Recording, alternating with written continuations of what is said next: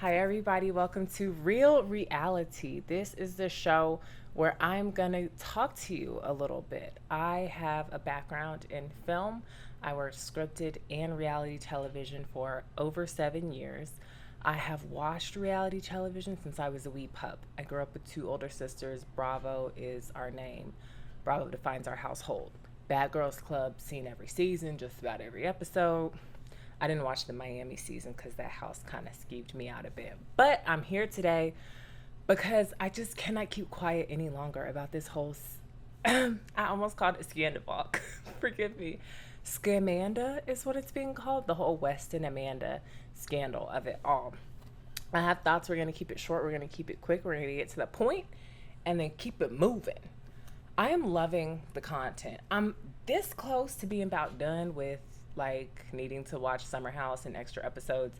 However, I did very much enjoy that extra episode. Number one, I could not stand the fact that that whole entire reunion was only about Wes and Amanda. Lindsay was absolutely right. That's the only thing y'all talked about all day long. And it actually didn't have to be that way. Like, I would have loved if there was any follow up to the Bailey Ben issue. I would have loved if we even talked more about Kyle and Amanda's actual relationship at the time. We didn't get anything about Softbar, poor blessed baby. KJ, okay, I love him, so I'm not gonna say anything, but y'all fell in love with him really quickly. Really, really, really quickly. And to me, I just don't know if this is the right fit for him. He's got a lot of just mental health things going on and personal things. And me, as a person with anxiety, I don't think I should sign up to be on Summer House full time. And KJ, he just seems to be going through some things, and he was really having a tough time. He's one of those friends. I'm not gonna lie to y'all. I can't have those types of friends. I might be that type of friend. I don't know. It's just, it takes a lot out of me, and I'm in a place where I have to grow to be able to dedicate and devote that much of myself to them. That poor girl, Levi, bless her heart, her time on the reunion was just like her time on the season. They brought her out there. We saw her. We never heard her. She said, "Hi, Auntie." Her bestie said, "Oh, you go, girl." And she sat there. She sat there for a couple segments. That girl was gone. I don't think she said one thing or was asked one thing, but also we didn't know one thing about her during the season. So it tracks. That tracks. What I will say, the big question is Sierra coming back. When it first happened, I said, there is no way on God's green earth that she's coming back. However, in my heart, I'm like, girl, don't let them win. Don't let them win. You come back, you take that house over. Wes is not back. And the other thing I've been hearing a lot of, let me not mess up my hairstyle because it's kind of perfect for what I'm doing right now. The other thing I've been hearing a lot of, because I listen to a lot of Bravo podcasts and reality podcasts, all the good stuff. And a lot of people have been saying, I don't want to see Weston Amanda's aftermath. I don't want to see their relation play out. Get him off my screens. I'm done with him. I want to see it. I want to see all of it. I want to see every little A to B to Z because now they have to navigate their relationship in this hellscape that they're in.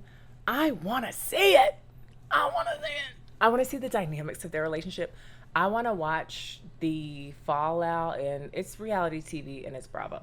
There's going to be reconciliation with just about everybody in that house, maybe but Sierra.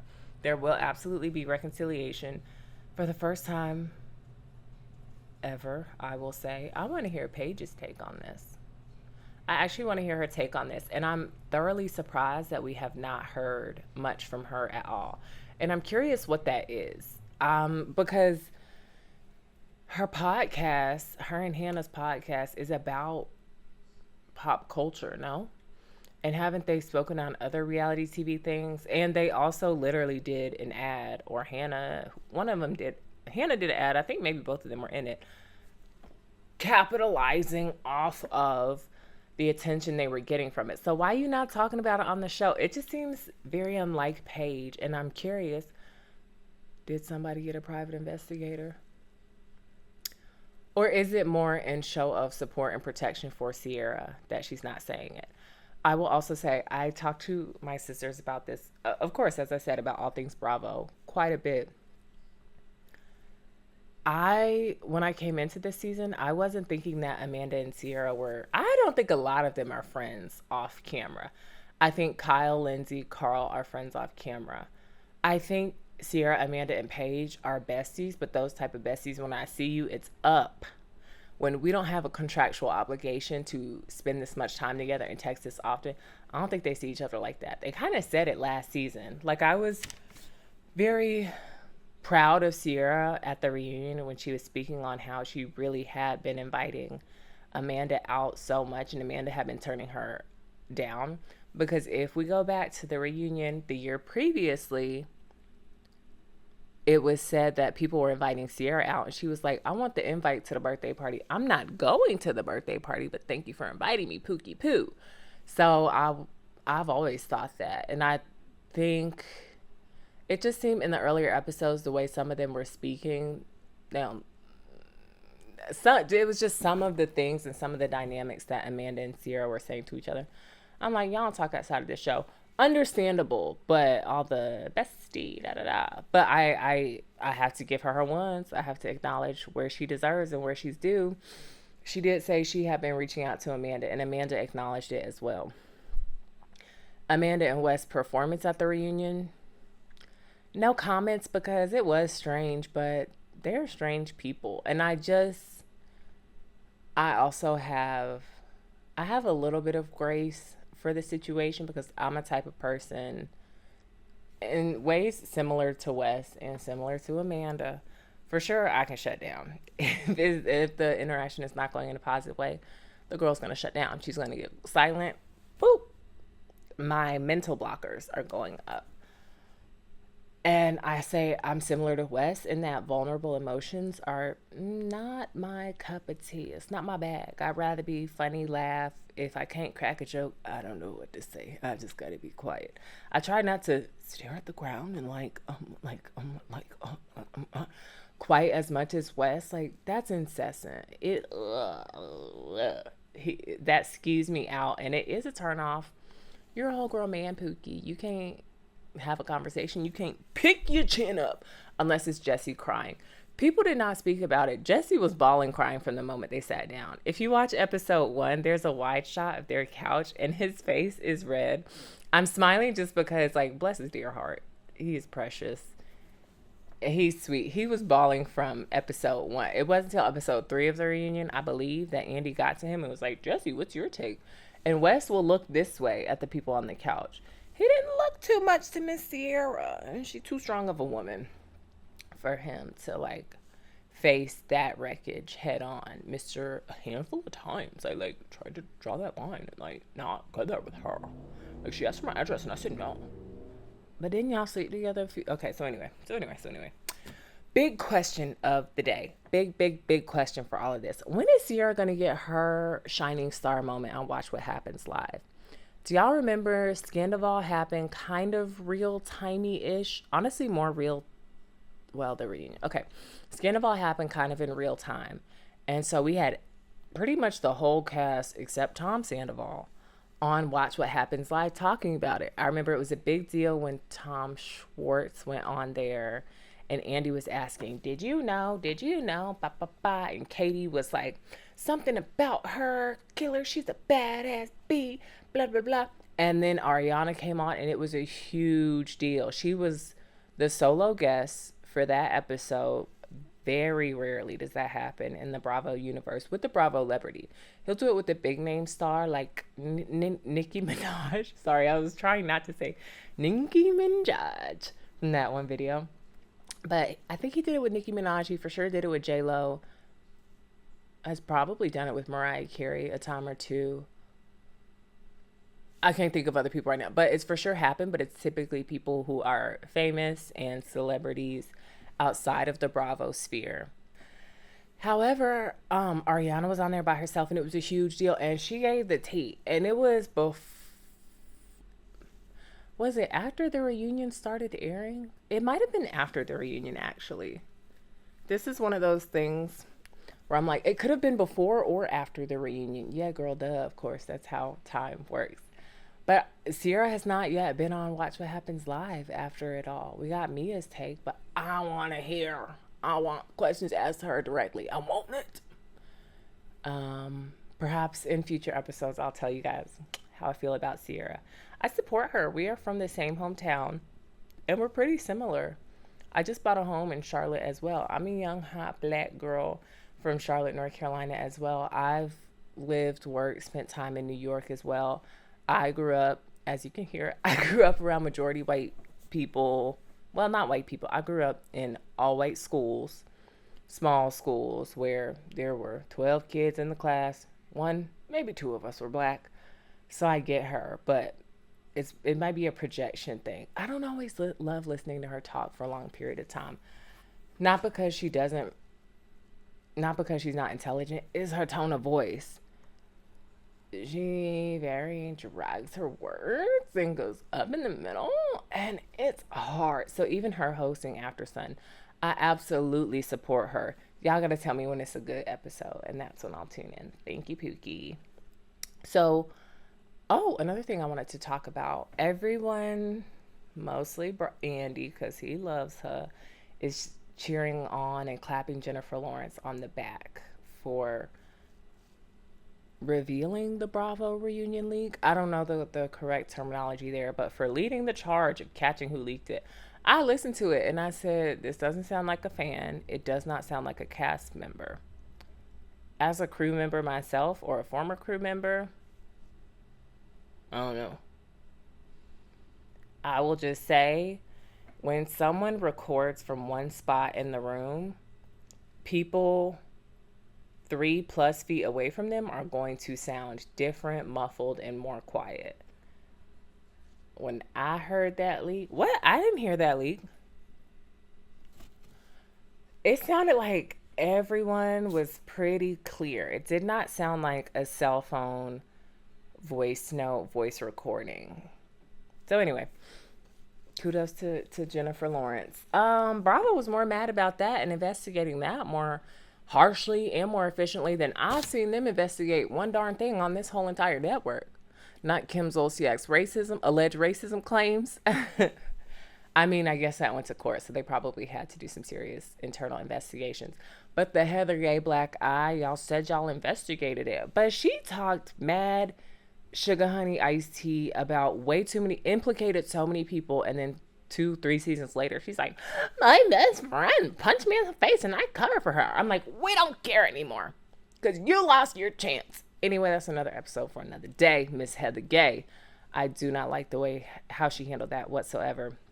That and the bots, the racist bots attacking Garcelle's minor son, like threatening his life and everything else. She pretty much said, I head up this investigation like I went toes for my baby boy.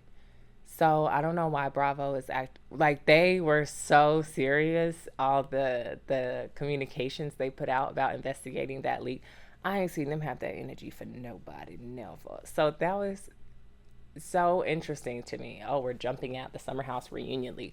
I loved it. It made me more excited for the reunion. I do not encourage that behavior.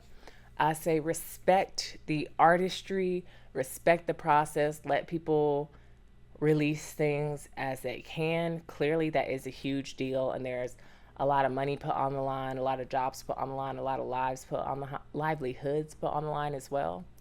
But it made me more excited for the reunion. It was juicy, okay? Okay. Okay. Y'all don't jump on me. Don't jump on me. Don't jump on my head over this one. I can't even say it like this. I'm going to say it and then fix it. I think Wes was doing Sierra a favor by getting with Amanda. Okay.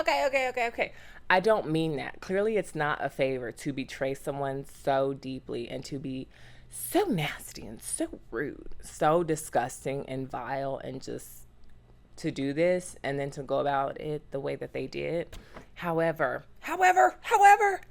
I wish I'd started this show and released it as I was watching Summer House this season, because I had thoughts. I'm going to always bring up my sisters because I love them down. They my besties, they my girls. They hear all my thoughts, all my rants. I told them, Sierra's in love with that man. Immediately. She is in love with, like, she's been in love with him. And she, you know, there's no thin line between love and hate. It's a circle. Because I believe if you're saying you hate someone, that can just as easily become love. Like you're still holding emotions for them. Versus me, I'm going to be indifferent. When you're out of my life, you're never going to hear from me again. I'm going to try not to think of you ever again. Of course I will. I'm human and I think you should feel your emotions. But indifference, that truly means you're over the situation. She was feigning indifference, but actually it was kind of hatred. But it was like, if you would act right, boy, you could have a whole world with me. And so when they went and had that meetup before the boat day, and she said, can we be best friends again? It was this. That look right there, that look that she, oh, if you're listening to the audio, you did not see the look. But it was when she said that line, can we just like be best friends again? After Wes said, it's totally up to you where the relationship goes from here. We could be nothing or we could be best friends, balls in your court. She said, can we just be best friends again? She looked at him with love in her eyes. Now I want to be friends in her eyes. She looked at him. One thing you'll learn about me, I can't really snap. But let's pretend that I snapped really well just now. She looked at him and snapped immediately. She was like head over heels, jump back in. And then, of course, you have the long hugs and the make out and the flirting and all this stuff. Like, she did not jump in. And I will also say that's a tough situation to navigate when you are someone who fell out with somebody, y'all are still in the same friend group, always around each other. You no longer want to be together, but you want things to be copacetic, friendly, companionly, and kind. It's tough when the other person is like dead in love with you and she's got the power position in that relationship, in that house, on the show, in the friendship.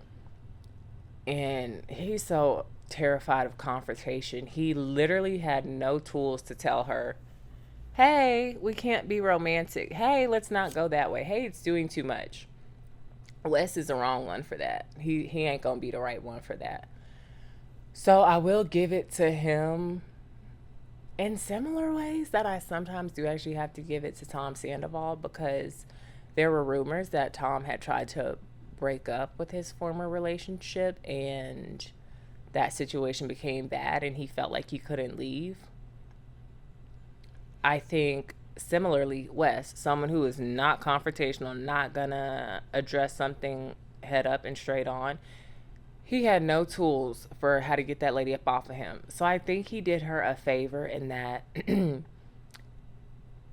this scandal in this way is the only way on the planet that he was ever going to have Sierra let him go and have her accept her freedom again, be freed from the clutches of that messy white man from the Midwest. Messy West. Why is his nickname not West? Why is it West with the T? I'm mostly familiar with West from the challenge, and I feel like that should be the nickname. First of all, Westling. Okay. It should be West. And so sometimes, just out of kicks and giggles, I call him West. A lot of times I do. Okay. Oh, this one makes me excited. This note that I have makes me excited. Amanda been like this as far as there was a season, maybe 2 seasons ago, Paige was with Craig, and Paige's sense of humor is sarcastic, and she likes to poke. She likes to poke to have fun. Of course you're in love with me. Oh, yeah, you better be in love with me or else you wouldn't be around. Like, she pokes, but she doesn't as easily give love, sweetness, tenderness to Craig. Not that we saw on camera. Her love language and the way that she interacts with him is poke, poke, poke. To me, sometimes seems a little mean, but it works for her, and I haven't heard people complain. I felt like Amanda was getting influenced by that, and she was doing the same to Kyle. However, a couple of years ago, I did actually rewatch. No, I watched. I never watched from the very beginning. I watched Summer House from the beginning, and I think after a couple years, Amanda just, that's the way that she interacted with Kyle. To me, it was not very nice, but I guess you could say it's part of her sense of humor. She would be hurting my feelings if I was Kyle. I give him credit. She always talks about she swallows it and sucks it up and goes out in public. I'm like, maybe you shouldn't lie as much. Maybe you should not go to the events and y'all should not sign on to do things as couples. This is previously when they were together, of course.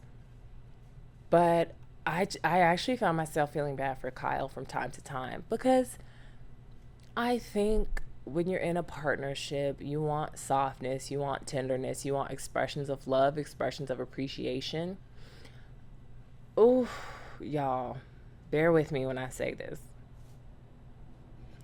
I also think men deserve that.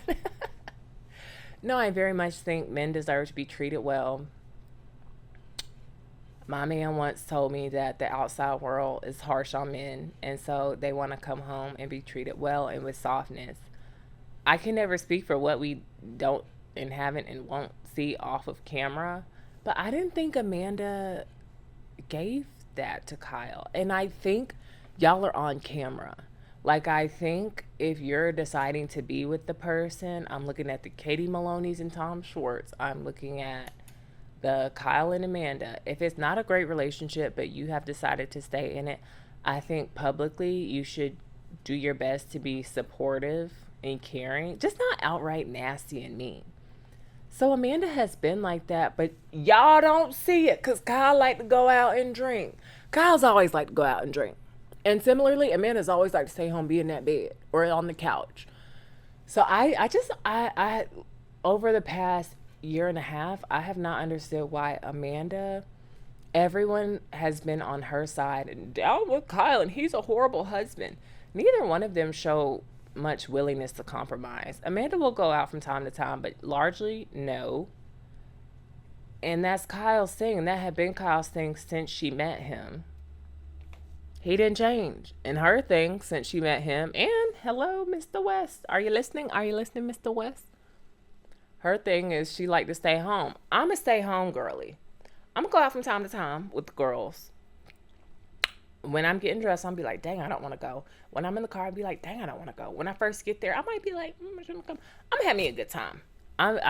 Well, I can kind of get carried away and stay out a little late, but it's always been like fine with my people. They always know where I am. It's never been an issue. Amanda and Kyle were both people that were not willing to meet the other on the other side. And I will give it to him. Kyle had serious money struggles and troubles. Oh, man. I just watched the episode of In the City where Kyle is telling Amanda, yeah, that call you interrupted was for a $5 million check. And she goes, woohoo. That is so rude. You're married to this man. His money is your money. She doesn't even know what's going on with the money. Like, how are y'all going to be so blindly supportive of Amanda? No criticism whatsoever, point blank, period. How is Kyle the bad one? And even before we saw the state of the house and the apartment, I try to put myself in other people's shoes. I try to see other people's perspectives, even if it's a dumb one, even if it doesn't make sense. I try to be understanding of that. And I think Kyle could have been struggling similarly, perhaps just as much, hey, perhaps more, who knows, as Amanda in that very same relationship that we all were watching. Why is it okay for, like, even Sierra was nasty to him this season, and that I do not like because Kyle has been a supportive, loyal, and down friend to her. Oh, my lighting has changed a lot. Sorry, y'all. Still a work in progress. If you're on video, well, if you're on audio, my lighting has changed a lot, and work in progress. Love me. Sierra was so nasty to him the first few episodes because she had been talking to Amanda. Amanda, right there. You need friends in your life if you're in a relationship that are going to support your relationship. That first and foremost are going to support you and what's best for you. Girl, don't tell me to break up with my man. Girl, don't tell me to move out from my man. That's not your place. Sierra, baby girl, we haven't seen, like Wes, we haven't seen you in a relationship on this show either. Don't tell married folks what to do. I 1000% thought that her suggesting they separate was a huge overstep. Was she put in that position by one of her good friends? that sent her on that adventure, that task, to suggest that to the members of that relationship on camera? I don't know. I did not like it. I'm like, ooh, a single person in married folk business. And I have to be very careful of who I complain to about certain things. If it's not somebody in that place, if it's not a business owner, I'm not going to call somebody and be like, girl, my business is struggling. What do I do? Do I shut it down or keep it open?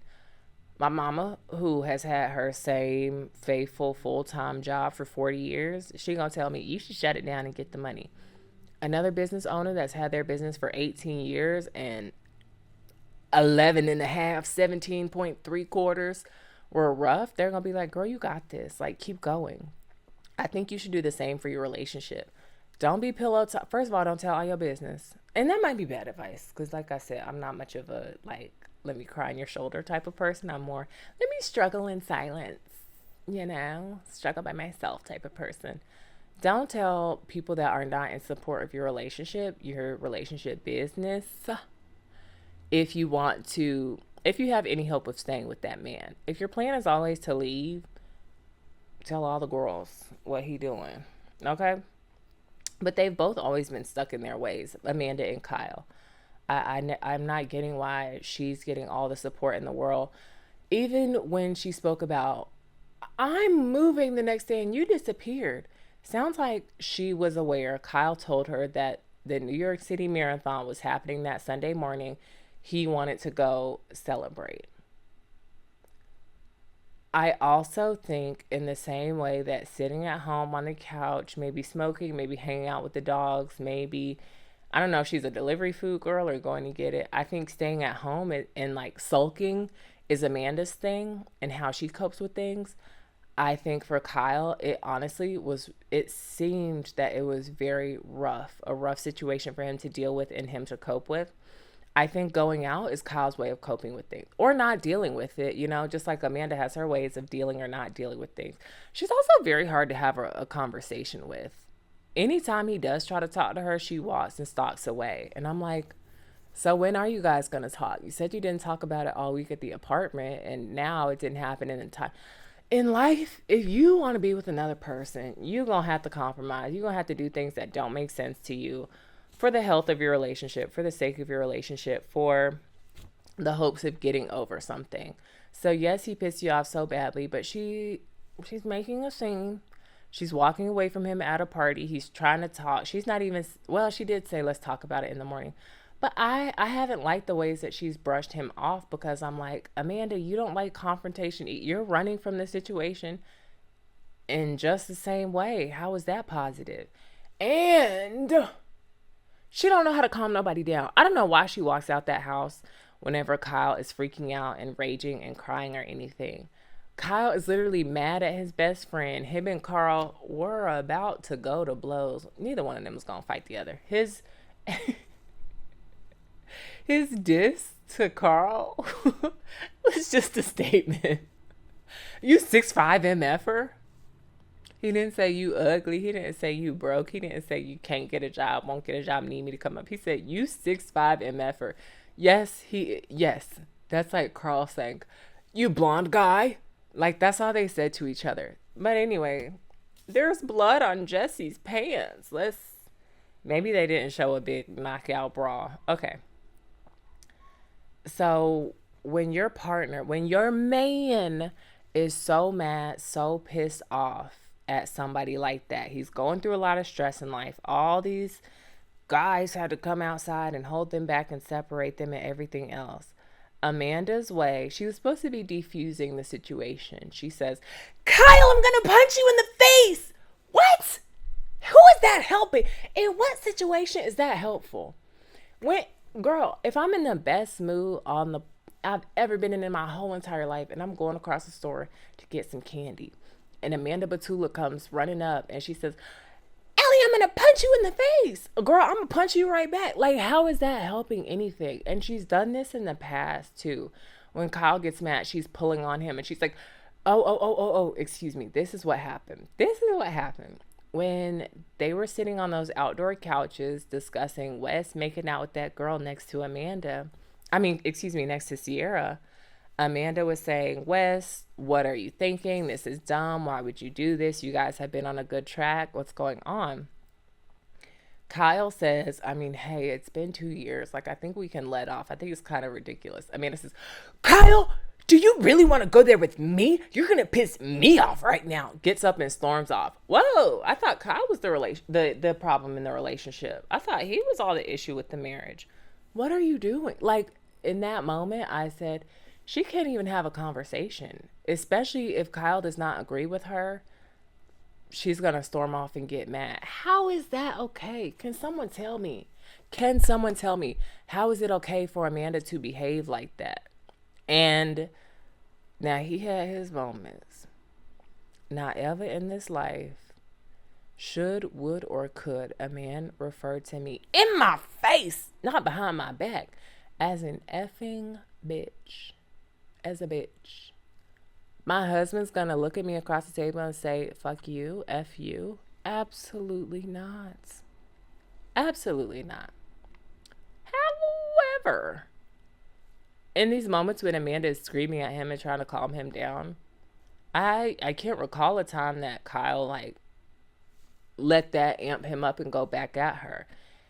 And for that, I mean, yeah, I won't say anything about that. He doesn't get kudos for that. Whatever.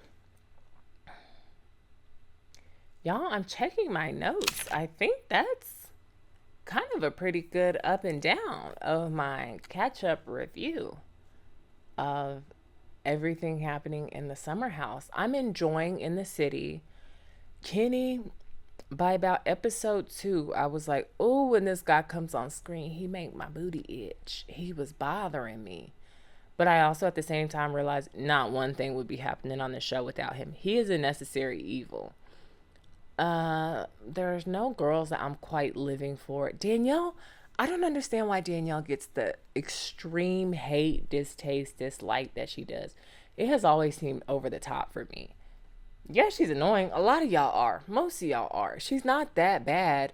And her and Lindsay are the exact same. They both have that kind of male-centered tendency. They both have that thing where they are just very staunchly right and you can't say too much against them or like you're the weirdo. I don't know. I think they make a good pair of best friends because they're both similar strange birds. People hate the mess out of Danielle and I don't know why. And I love that they showed that replay of Danielle being right. She's weird, but she's been right about some of her comments, stances, and judgments on other people. And I actually respect the fact that she can be a bit strange and the odd woman out a lot of the time. And she stands on it. She makes friends with the people in the house that other people aren't being made friends with. She gonna do her. She's a go-getter when it comes to these men. I don't think she been single.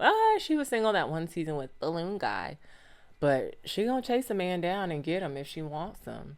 And she just had her baby. I'm praying for her health, her family's health, and the baby's health. But yeah, I kind of support her. I've never had an issue with her on the TV. I wasn't watching it like real time when she first came on, but I've gone back and watched. I don't see anything wrong with her. Y'all just hate us. All right, y'all don't hate on the white girls like that. Y'all just hate on the people of color. All right, whatever. Never mind. This was an awesome episode. Thank you so much for joining me here on Real Reality. Catch you next time. Bye.